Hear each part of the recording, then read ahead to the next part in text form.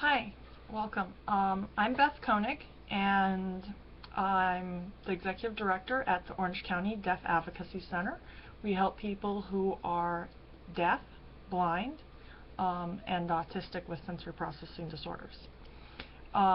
Today, I'd like to tell you a little bit about the Perkins Brailler and why we're trying to raise funds to repair them.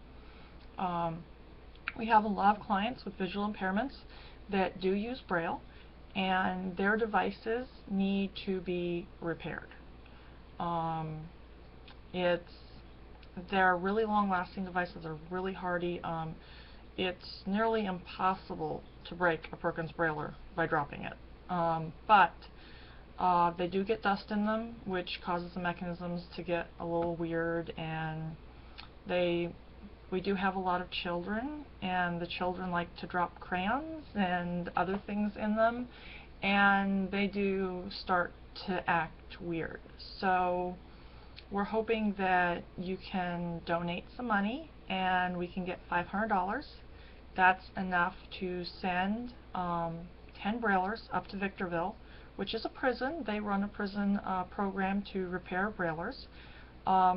We're going to send them up to Victorville, and for $50 they'll repair 10 of our Braillers. And you know, it'd be really great if we could get that done, because frankly, I don't really have an extra Brailler for anybody to borrow at this point. I'd basically be loaning them one of our personal Braillers that we use in our projects. You know, I've even had to use the demo Brailler on occasion, and I have to take that thing apart after every event and shake out the dust. So it does not work all that well at this point, and it should actually go back to Victorville itself, but it's a demo Brailler, and I'm going to keep it around as a demo Brailler until it breaks completely, and I'll send it back to Victorville. But that's not the point. The point is we need to get our Braillers repaired. We have new clients coming in. We have other clients that are using Braillers that are just subpar. We really need to get these machines fixed. So let me show you this machine here.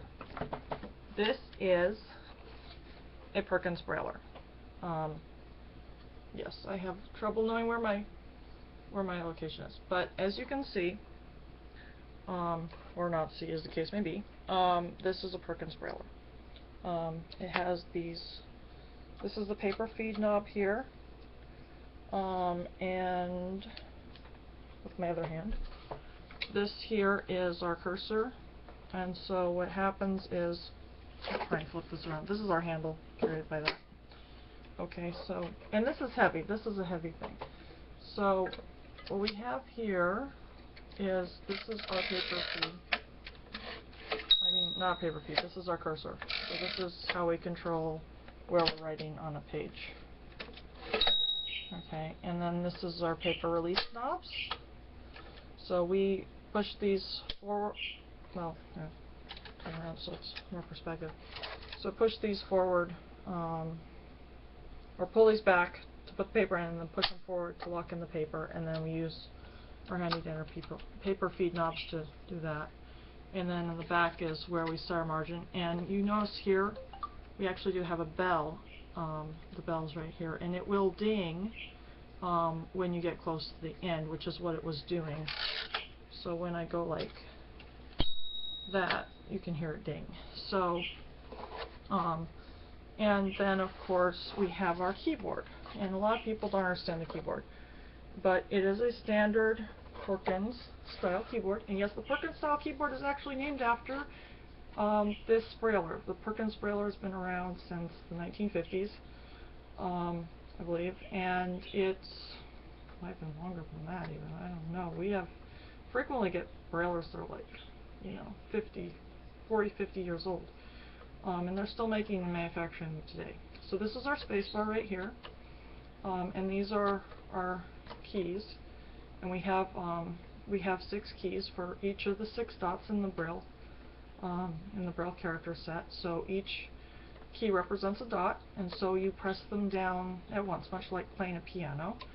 And then, you know, we have our paper feed and backspace see, there's cursor back.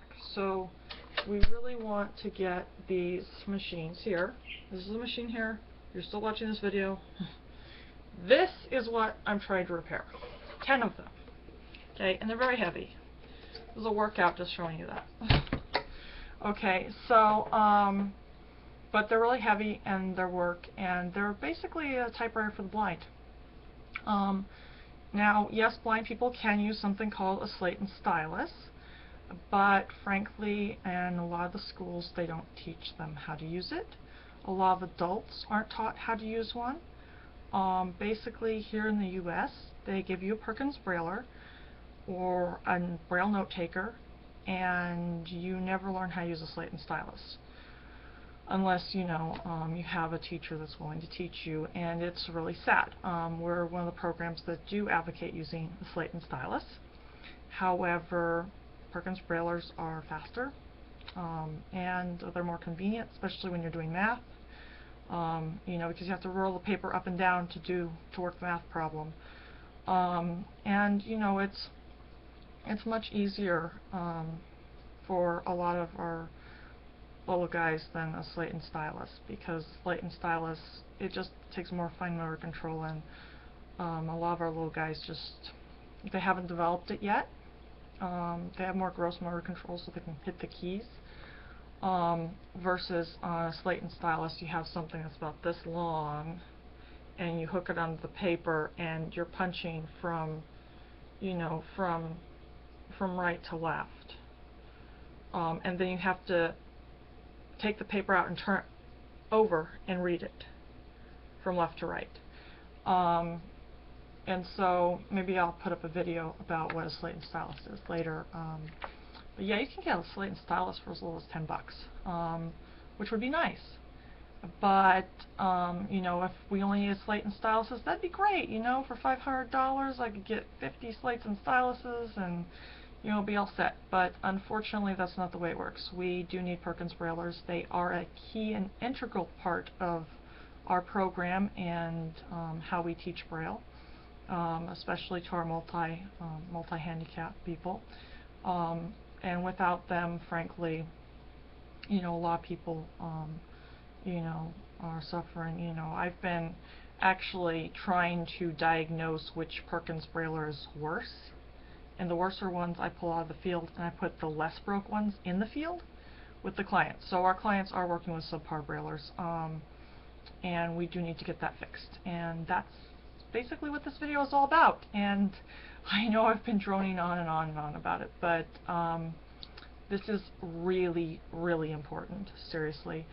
And you know, we really need to get, you know, these Braillers out there. I mean, this is how you know, people, you know, our blind students, they write their papers on these, you know, those essays that you have to do and stuff like that. They, you know, they learn to write their ABCs on them.